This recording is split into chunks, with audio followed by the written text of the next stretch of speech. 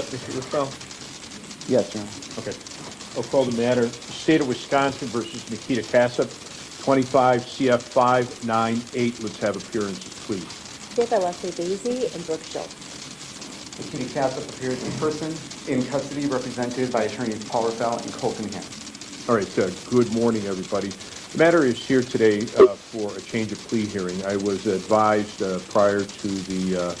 This right here is a massive turning point. A change of plea means a trial everyone expected might never happen. Instead of a jury deciding guilt, the defendant is about to decide his own fate in front of the judge. Ask yourself, why plead now? Holiday break that there was some type of resolution of the matter, and that it was the intent of Mr. Cassup to enter pleas of guilty or no contest to counts 1 and 2 in the information. I subsequently received a plea questionnaire and waiver of rights form and other materials that were consistent with that. Is that, in fact, what's going to happen today, Mr. Raffel? It is, Your Honor. All right. Ms. Basie, has the state complied with victim notification requirements, ma'am?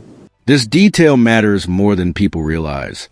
Victim notification isn't just a formality. It's a legal right. It means the victims' families are watching this unfold in real time, even if you can't see them on screen. The emotional weight in this courtroom just doubled.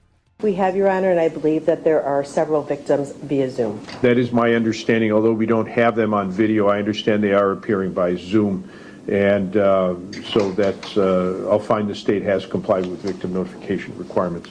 All right. I'm going to talk, Mr. Cassup, I'm going to talk to you about the plea questionnaire and waiver of rights form. And I'm also going to ask other questions about your ability to communicate with your attorney and how much time you've had and so on. I'm confident that Mr. Raffel has prepared you for those questions. And I'm also going to ask Mr. Raffel about the review of discovery and so on. I'll ask the state as well about providing discovery materials, the nature of the materials, and what's happened in that regard. So let's start with that. First of all, Ms. Basie, are you confident that in every respect you've complied with the discovery process and provided all materials to the defense team? Yes, we have been in contact with the defense. We've met several times in terms of things that they were missing or they couldn't open. I think that all of those have been corrected and were submitted to the defense. I believe in speaking with the defense, they acknowledged that they believe that they had a full packet of discovery. All right, and Mr. Raffel, what about that issue about discovery? Are you confident that you've had the opportunity to receive all the materials that the states had available to it in this case, sir? Yes, Your Honor. Okay. All right, so Mr. Cassup, I'm going to talk to you now about this plea questionnaire and waiver of rights form and all the other documents that I've received. First of all, I want you to understand that according to this document, it indicates that the state's offer in this case is upon a plea of not guilty, other than not guilty, excuse me, to counts 1 and 2. In other words, a plea of guilty or no contest to those counts. On or before February 19th, and not filing other motions, the state would dismiss and read in the remaining counts.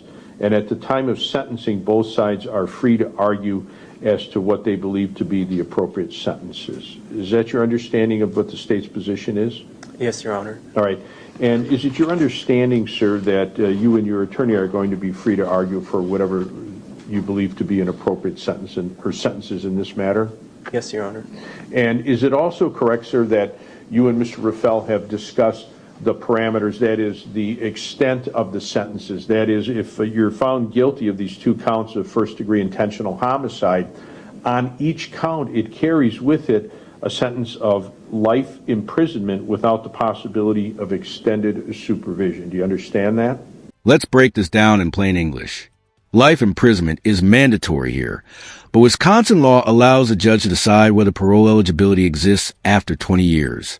That single decision will define whether the sentence is truly life or life with a narrow door cracked open. Yes, Your Honor. But on the other side, there is an option where the court could allow for extended supervision eligibility, not a promise of it, but the opportunity or eligibility for extended supervision after 20 years you've served on each sentence. You understand that? Yes, Your Honor. So it's not a minimum, but it's the possibility exists for extended supervision after 20 years on each sentence. You understand that? Yes, Your Honor. All right. And you feel that Mr. Raffel's explained that to you adequately? Yes, Your Honor. All right. I'm going to talk to you now about some of the other aspects of this plea questionnaire and waiver of rights form. Mr. Raffel, you have a copy of it in front of your client? I do. All right. This tells me that you are 18 years of age and you've completed 11 years of school. Is that correct? Yes, Your Honor. These incidents interfered with your finishing high school, correct? Yes, Your Honor. All right. Do you have any problem reading at all? I do not, Your Honor. All right. Were you able to read and understand the documents that have been generated in this case? In other words, police reports, statements from witnesses perhaps, or other documents that have been generated in this case? Yes, Your Honor. And also, were you able to read and understand these documents that you've submitted to me with the plea questionnaire and waiver of rights form? Yes, Your Honor. This also tells me you understand English. That's why I asked this question about your level of education, because it's really not just how far did you get in school, but whether you were able to comprehend and understand all the materials that have been generated in this case. Do you feel you've had time to do that as well? Yes, Your Honor. Okay. Now, this says you understand the charges to which you're pleading, and in fact, you and your attorneys, I should say, have included with the plea questionnaire what's called the jury instructions for these offenses for first-degree intentional homicide. It's numbered 1010, and it sets out the elements of the offense that the state would have to prove if this case went to trial. Did you review that with Mr. Raffel? Yes, Your Honor. Do you understand what the state would have to prove if you went to trial in each of these cases? Yes, Your Honor. All right, we're going to talk about those elements in a little bit, all right?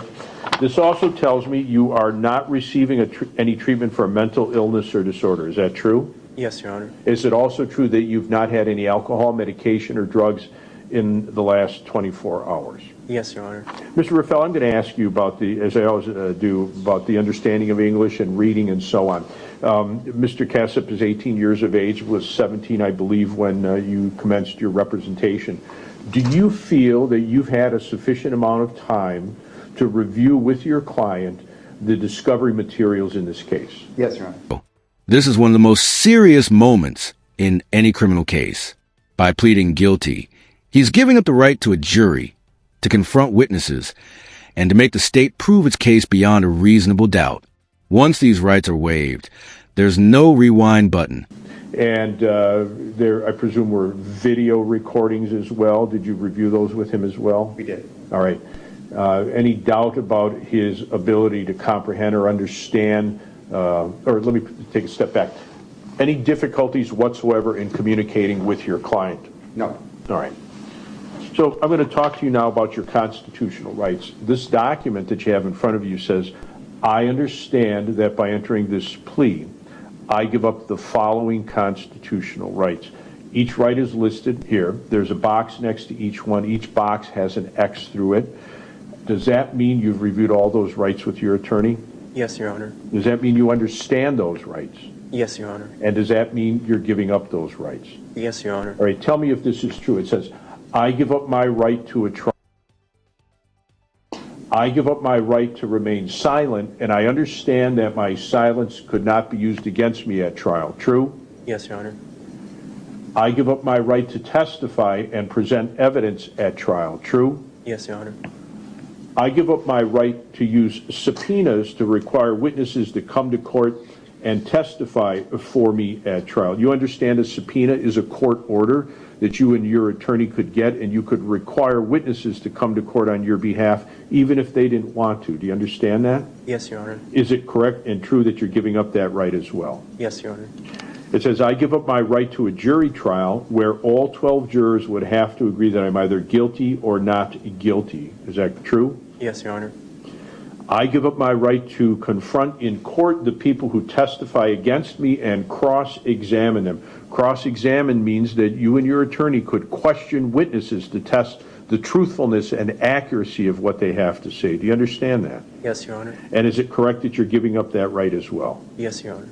And then finally, it says, I give up my right to make the state prove me guilty beyond a reasonable doubt. Is that true? Yes, Your Honor. And did you discuss the concept of what it means for a reasonable doubt? Yes, Your Honor. Your attorney talked to you about that? Yes.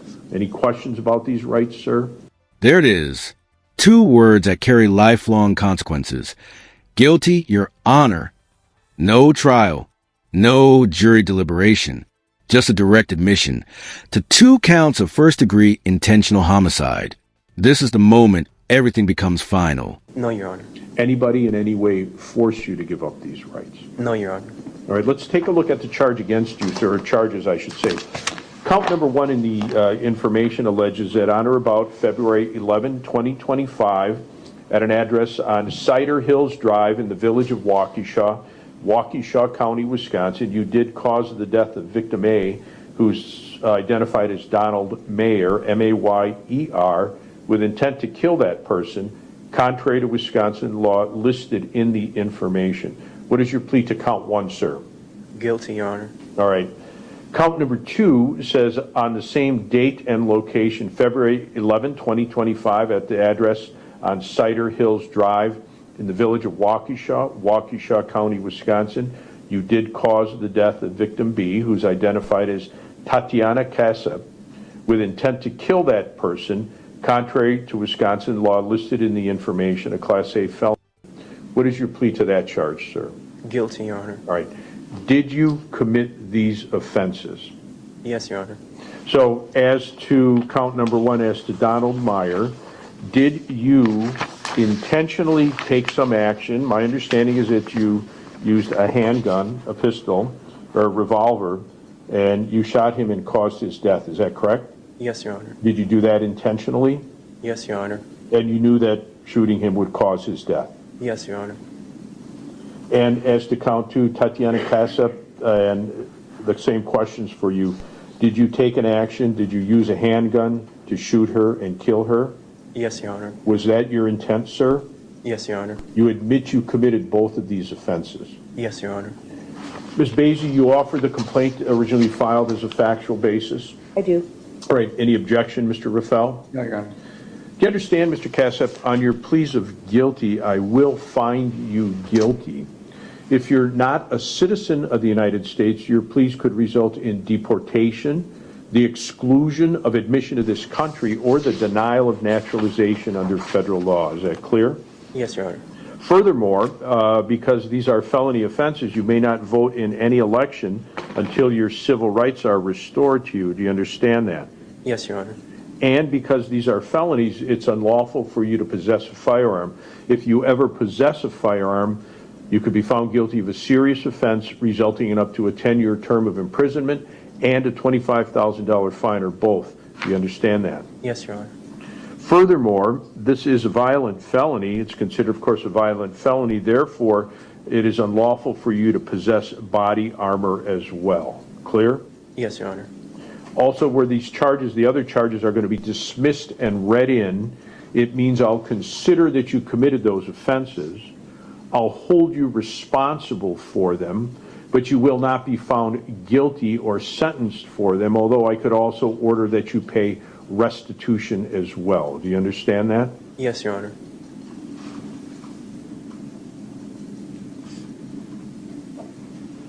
You cannot be prosecuted for those in the future. Do you understand that as well? Yes, Your Honor. And you understand if I find that your plea is knowingly, freely, and voluntarily made, I will find you guilty. You're pleased. Do you understand that? Yes, Your Honor. All right. Have you had enough time to talk to your attorney about everything? Yes, Your Honor. Are you entering your pleas and giving up your rights freely and voluntarily? Yes, Your Honor. Do you have any questions for me or for your attorneys at this juncture? No, Your Honor. Mr. Raffel, have you had enough time to talk to your client? Yes, Your Honor. And do you believe that he enters his pleas and waives his rights freely and voluntarily? Yes, sir. And again, I'll reiterate the question. Do you feel at any time that there has been any kind of impediment that would prevent him from understanding you as you discuss the matters with him? Of course, I'm not asking for any confidential or privileged information, but were there any impediments, or is there anything else you feel needs to be done before we can move forward, or before I can accept his plea, sir? The court is now locked into life sentences. The only remaining question is how that life will be served. On March 5th, the judge will decide whether there's ever a chance of freedom. Drop your thoughts below. Should parole eligibility even be on the table in cases like this? No, Your Honor. All right. Ms. Basie, you've indicated that you've complied with victim notification requirements. Is there anything you think I'm overlooking or omitting at this time as we go through this process? I do not. All right. And I've asked to use a criminal complaint as a factual basis, and I've heard Mr. Cassup make admissions to committing these offenses. Is there anything else that you need to put on the record as a factual basis at this juncture? No, Your Honor. All right. Mr. Cassup, do you need any more time or have any other questions for your attorney? No, Your Honor. All right. I'm going to find that Mr. Cassup has knowingly, freely, voluntarily, and intelligently waived his rights and entered his pleas. I'll find a sufficient factual basis based on the contents of the complaint originally filed in this action and his admissions in court today. I'll find him guilty of counts 1 and 2 on the information. You move to dismiss and read in the remaining counts, ma'am? Yes, counts 3 through 9. All right, counts 3 through 9 are dismissed and read in. Again, I'll enter that finding of guilt. We understand that the court is obligated to impose life sentences in these cases, but the issue of whether or not there's going to be an opportunity for eligibility for extended supervision after a 20 years period of time is an issue for the court to take up. Mr. Raffel, what do you want me to do at this point in terms of sentencing? How much time do you need, and so on? All right, we had originally set early March for the trial date. I'm asking that we schedule sentencing where on one of the days where we had trial scheduled. Okay, that Friday. Give me one moment.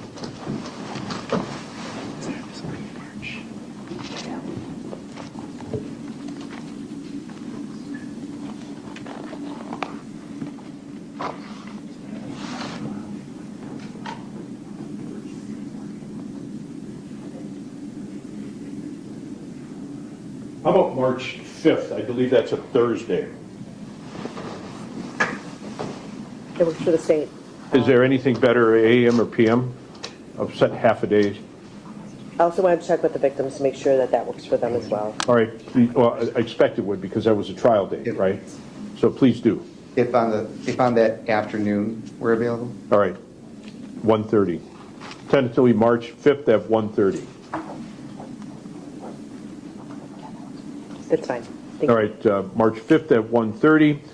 Bail is revoked at this time, and he's to be remanded to the custody of the Waukesha County Sheriff's Department until the time of sentencing. Anything else from the state? No, Your Honor. Anything else from the defense?